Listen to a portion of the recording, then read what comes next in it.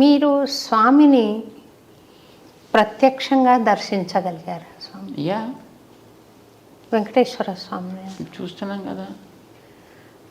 అట్లా విగ్రహ రూపంలో కాకుండా అదే పొరపాటు పడుతున్నాం అక్కడ.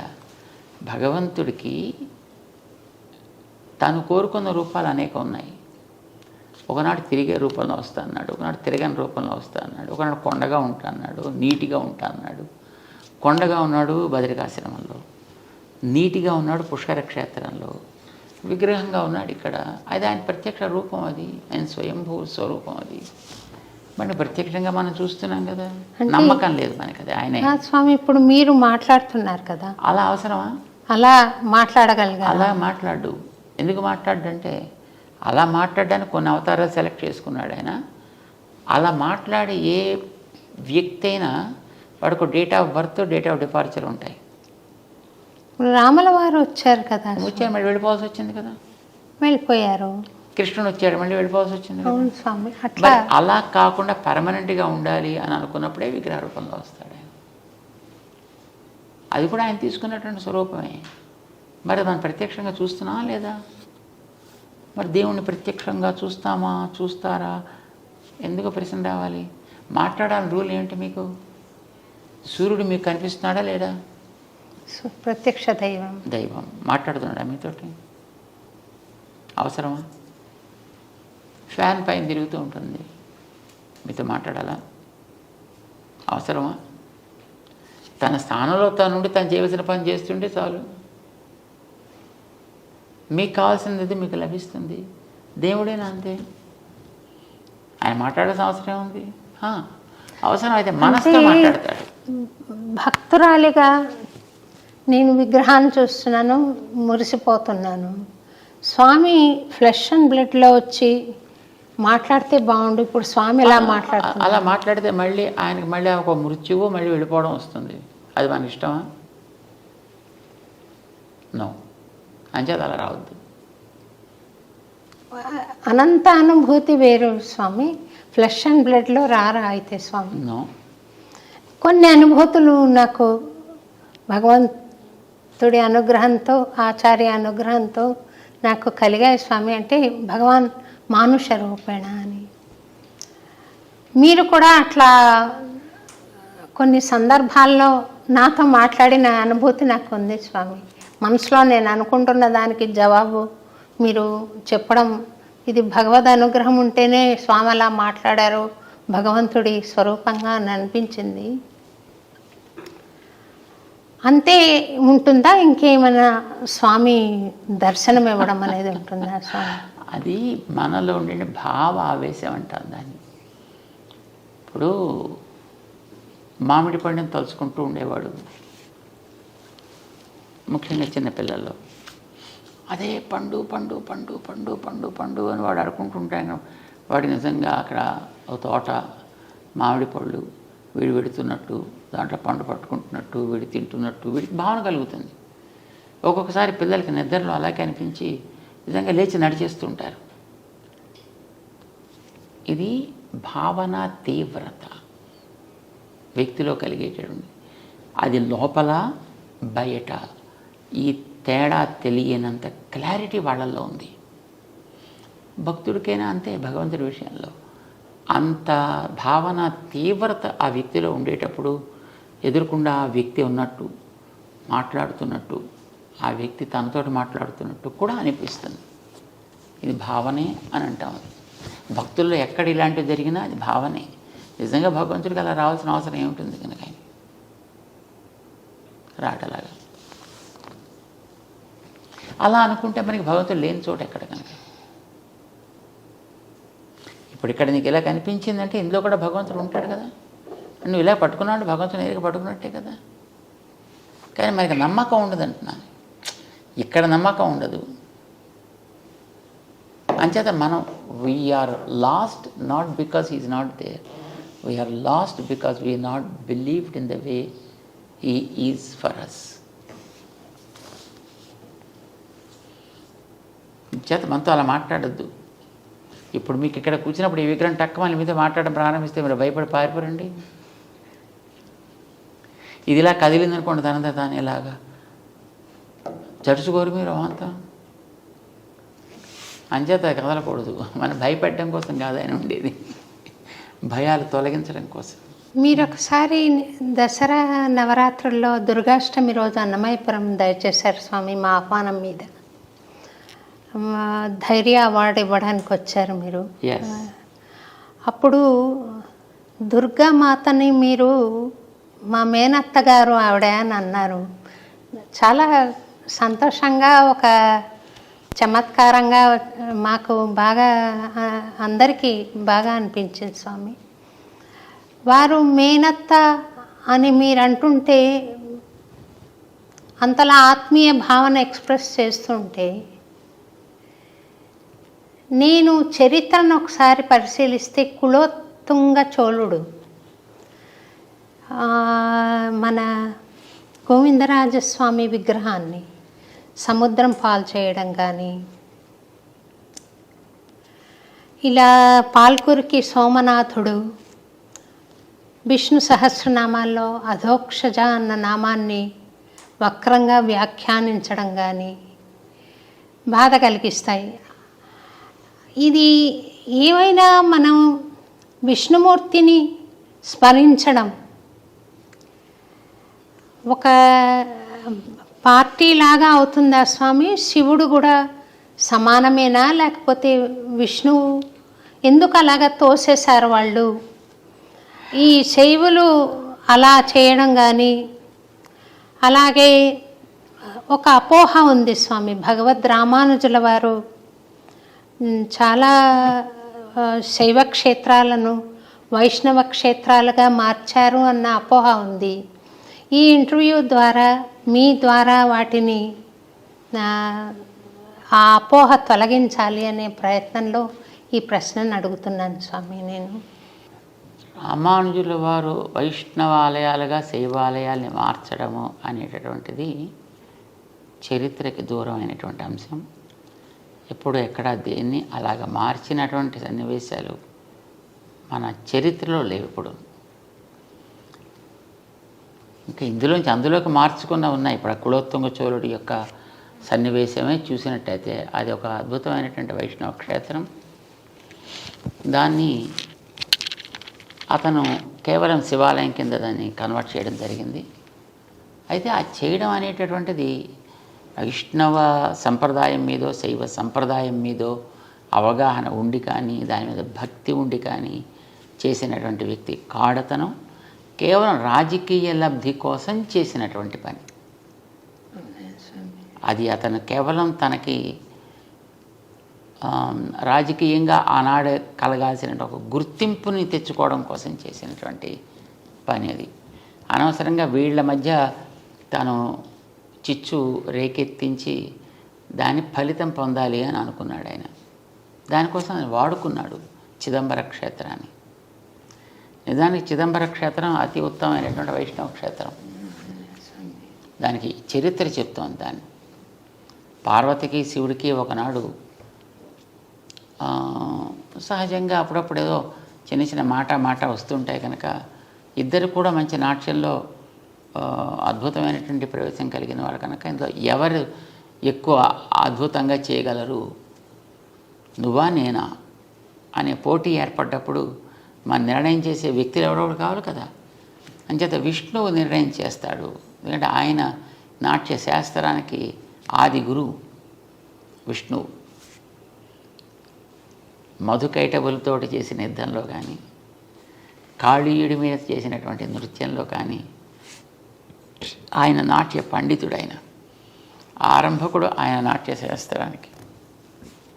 అందుచేత ఆయన్ని మనం జడ్జిగా పెట్టుకుందాము అని అనుకున్నారు.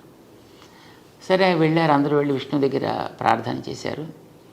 చేస్తే తప్పకుండా నేను వస్తా. అయితే దానికి ఇలాంటి సన్నివేశంతో ఒక స్థానాన్ని, ఒక మండపాన్ని, సభా మండపాన్ని, దానికి చిదంబరానికి సభా మండపం అని పేరు. దానికి ఒక సభా మండపాన్ని ఏర్పాటు చేయండి. ఒక కనక సభ అంటారు దాన్ని. ఒక బంగారుమయమైనటువంటి సభా మండపాన్ని ఏర్పాటు చేయమని చెప్పాడు ఆయన. ఏర్పాటు చేశారు. ఇప్పుడు ఈవేళ మనం చూసేటువంటి ఆ సన్నివేశం అంతా అప్పుడు ఆయన ఆజ్ఞ ప్రకారం వాడు చేసినటువంటి ఏర్పాటు. దాంట్లో ఈయన నేను పబళించి ఉంటా, మీరు చేస్తూ ఉండండి, దాంట్లో నిర్ణయం చేస్తా అన్నాడు ఆయన. సభని నిర్మాణం చేసిన తర్వాత విష్ణువు అక్కడికి వచ్చి అక్కడ ఉంటే అప్పుడు పార్వతీ శివులు ఇద్దరు కూడా, పరమేశ్వరులు ఇద్దరు కూడా నాట్యం చేయడం ప్రారంభం చేశారు. ఎంతకాలం చేశారనేది మనకి తెలియదు ఇదమిత్తంగా, కానీ చాలా కాలం జరిగింది. ఇందులో ఎవరు కూడా తీసిపోయినటువంటి వ్యక్తిత్వం కలిగిన వాళ్ళే పోటాపోటీగా చేస్తున్నారు. పార్వతికి అంత పోటీ వచ్చేసింది, ఆవిడకి పరమశివుడికి అంత పోటీ వచ్చింది. ఇద్దరు కూడా నన్ను మించిన వాళ్ళు లేరంటే నన్ను మించిన వాళ్ళు లేడు అని అనుకుంటూ బ్రహ్మాండం చేసేస్తున్నారు. కానీ అప్పటికీ పార్వతీదేవి గెలవదు, పరమశివుడు గెలవట్లేదు. కానీ ఇది ఎక్కడో చోట ముడి పెట్టాలి కదా. ఇప్పుడు ఎలా ఉంటుందంటే నాట్య పోటీ అంటే, ఇప్పుడు మీరు చూడండి, ఈ జుగళబందీ చేసేటువంటి వాళ్ళు ఒకటి చేస్తారు ఒక ఇన్స్ట్రుమెంట్ మీద, ఇంకో ఇన్స్ట్రుమెంట్ మీద వాళ్ళు అదే దాన్ని మళ్ళీ ఆ రాగాన్ని ఆలపించాలి. సో ఇలాగ ఉంటాయి. సో ఈయన ఒకటి నృత్య భంగిమ ఈయన ఒకటి చేసి చూపించాలి, అది వాళ్ళు చేయాలి, వాళ్ళు ఒకటి చేసి చూపిస్తారు, ఈయన చేయాలి. ఇలా సాగుతుంది అది ఎప్పటి నుంచో. కానీ అప్పటికి దీనికి ముగింపు అంచేత పడుకున్నటువంటి శ్రీ మహావిష్ణువు పరమశివుడికి సైగ చేసి చూపించాడు. ఆయన ఆపమని కాదు, ఇలా ఒక పాస్చర్, పాదాన్ని పైకెత్తి పెట్టే పాస్చర్ని ఆయన చూపించాడు. ఇలా పెట్టవా. ఆవిడ తనకుండేటువంటి సహజమైనటువంటి స్థితిని బట్టి అట్లాగా ఆ ముద్ర వేయడానికి ఆవిడ సంకోచించింది. శివుడు గెలిచాడు అని డిక్లేర్ చేశారు.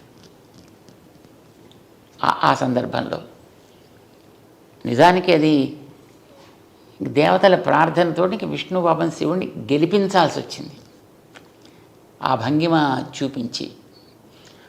సరే, ఆ తర్వాత కృతజ్ఞతతోటి పార్వతీ పరమేశ్వరు ఇద్దరు కూడా అక్కడే ఉండిపోయారు. శ్రీ మహావిష్ణువుని ఆయన పాదాల దగ్గర సేవించుకుంటూ. ఇది ఆ క్షేత్రపు చరిత్ర, చిదంబరం. ఇందాక మీరు చెప్పాను చూడండి, ఆ కులోత్తుంగ చోళుడు అన్నాడే, అసలు అతను చోళ వంశానికి చెందినవాడు కాడు. అతను ఎక్కడి నుంచి వచ్చినవాడు? అతను రాజరాజ నరేంద్రుడి యొక్క పరివారంలో ఉండేటువంటి ఒక వ్యక్తి. అతను దక్షిణానికి వచ్చి అక్కడ ఉండేటటువంటి చోళ వంశపు ఆవాల్టి రాజుని అది హతమార్చి దాన్ని తన కైవసం చేసుకున్నాడు. ఆయన చోళుడే కాదు అసలు, కానీ దాంట్లో చాలా గొప్పవాడు అనేటటువంటి పేరు, టైటిల్ అతనికి వచ్చేట్టుగా ఇక్కడ ఉండేటువంటి అర్చకులకి ప్రేరణ కలిగించి వాళ్ళకి ఏం చెప్పాడు అని అక్కడ చేసే ఆరాధకులకి, మనం ఆరాధన చేసేటటువంటి శివుడు విష్ణువు పాదాల దగ్గర ఉండడం ఏమిటి, అంచేత అలా ఉండడానికి వీల్లేదు, దాన్ని తీయాలి. ఇప్పుడు జనాలకి ఏముంటుంటుంది, ఏదో ఒక రకంగా నడిపిస్తే, ఏ రకంగా నడిపిస్తే ఆ రకంగా వాళ్ళు నడుస్తారు. ఇలాగ వాళ్ళని నడిపించి వాళ్ళకి ఒక ద్వేషాన్ని రగిలించి అది ఉండడానికి వీల్లేదు అని అనిపించి వాళ్ళ చేత తను ఆ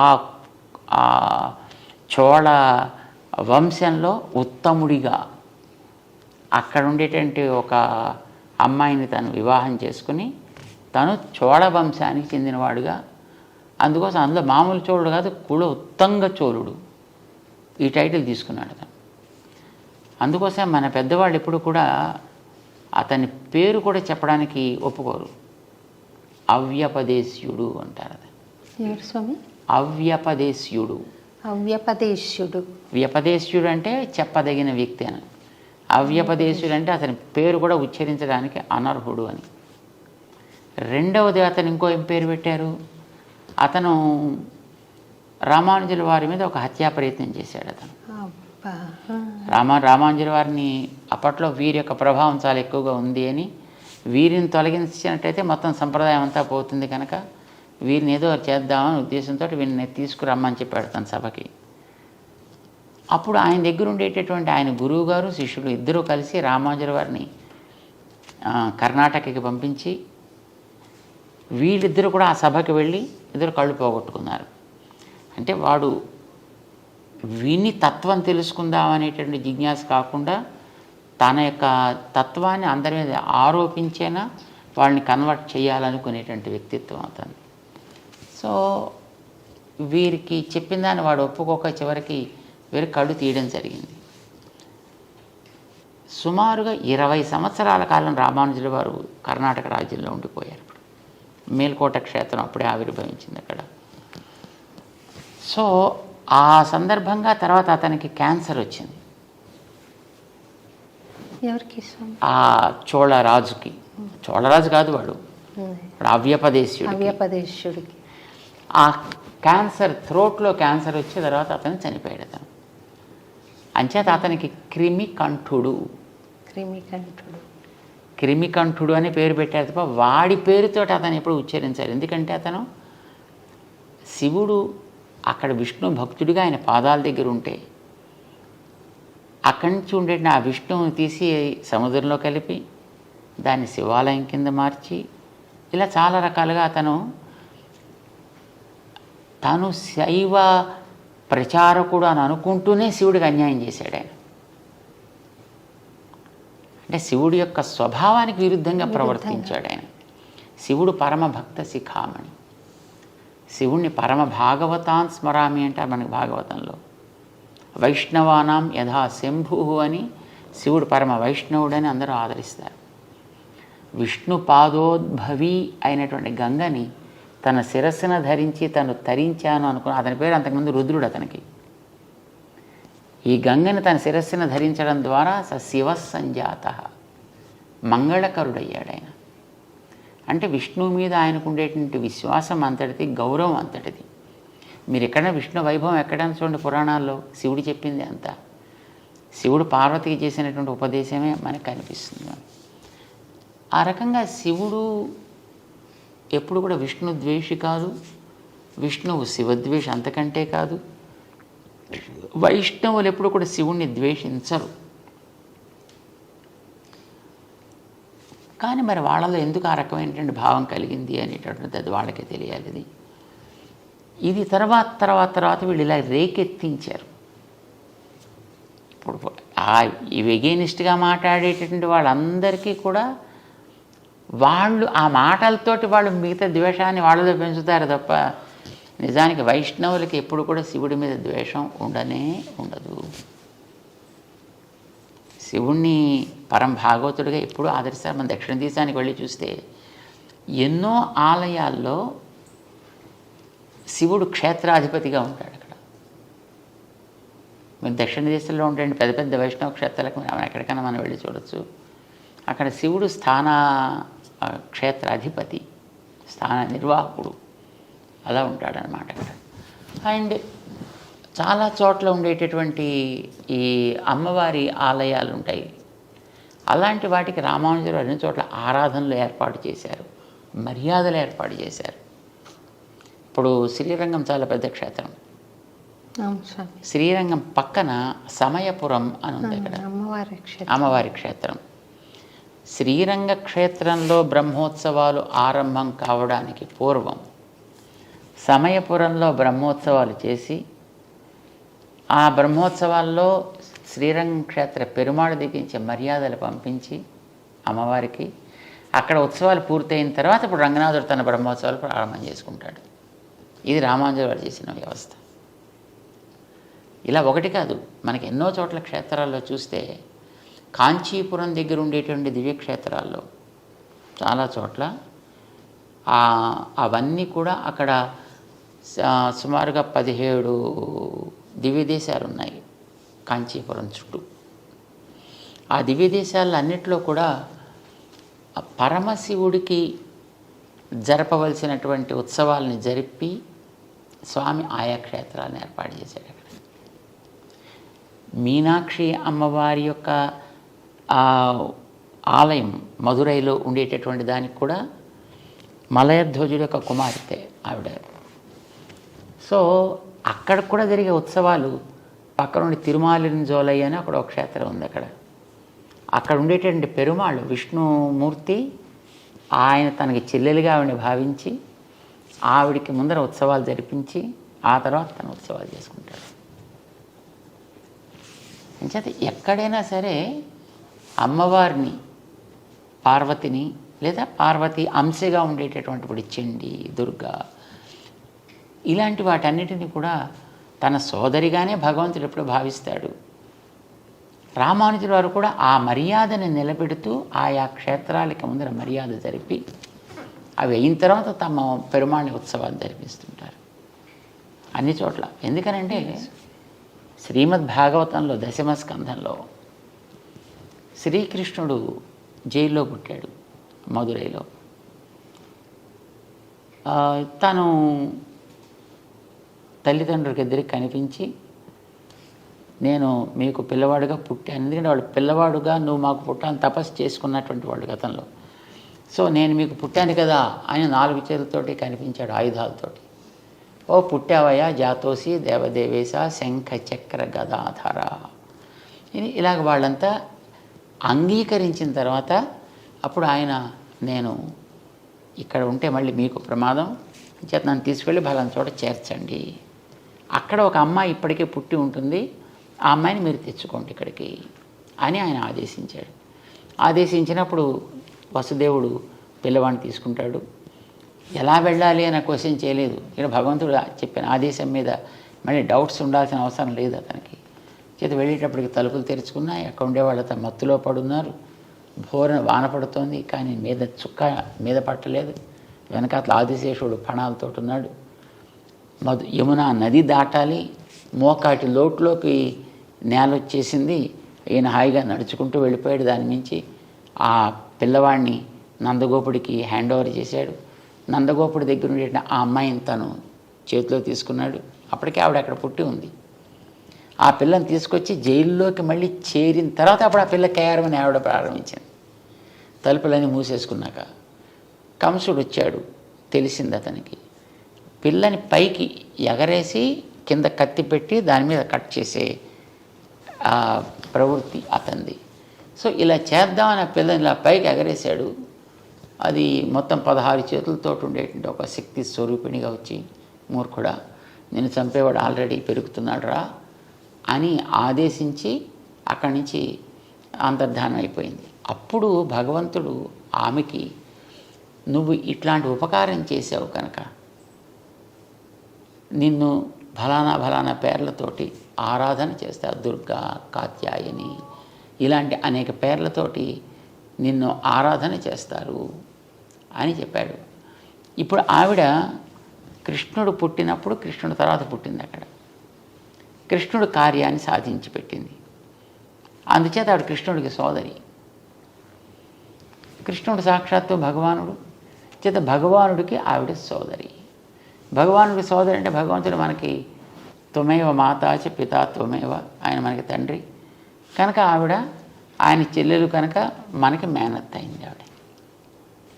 బాగుంది స్వామి, చాలా బాగా చెప్పారండి. శివుడి మీద ఎప్పుడు కూడా వైష్ణవులకు కానీ దానికి ఎవరికి ద్వేషం అనేది ఎప్పుడూ ఉండదు. అయితే ఎందుకు పూజ చేయాలి అప్పుడు ద్వేషం లేకపోతే? వెంటనే ఈ ప్రశ్న వస్తుంది, ఎందుకు పూజ చేయరంటే ఆయన ఆసుతోషి, కాస్త ఆయనకి కాస్త అనుకూలంగా మాట్లాడిన ఆనందపడిపోయేటువంటి వ్యక్తిత్వం, ఏది అడిగితే అది ఇచ్చేసేటటువంటి మనస్తత్వం, దానికి ముందు వెనక ఆయన చూడు. ఇప్పుడు భోళా శంకరుడు అని కదా అంటారు. నేను తల మీద చెవిటికని చేయి పెడితే వాడు భస్మం అయిపోవాలంటే తథాస్తు అనేసాడు ఈయన. మరి ఎక్స్పెరిమెంట్ నీ మీదే ఫస్ట్ చేస్తానయ్యా అంటే కానీ అప్పుడు తను తెలియదు అని ఇచ్చిన వారు ఎంత ప్రమాదకరము. ఆయన అలాగా అల్ప సంతోషి, వరాలను ఇచ్చేటువంటి వ్యక్తిత్వం. మనుషులం మనం జనరల్గా ఎంత భక్తుణ్ణి నేను అని అనుకున్న వ్యక్తులకైనా ఎవడ కోరికలు తీర్చేటటువంటి ఒక వ్యక్తి ఎదురకుండా ఉన్నాడు అని అంటే ఏదో అడగాలి కాబోలని అనిపిస్తుంది. తాత్కాలికమైనటువంటి ఏదో ఒక లాభాన్ని పొందాలి అని అనిపిస్తుంది.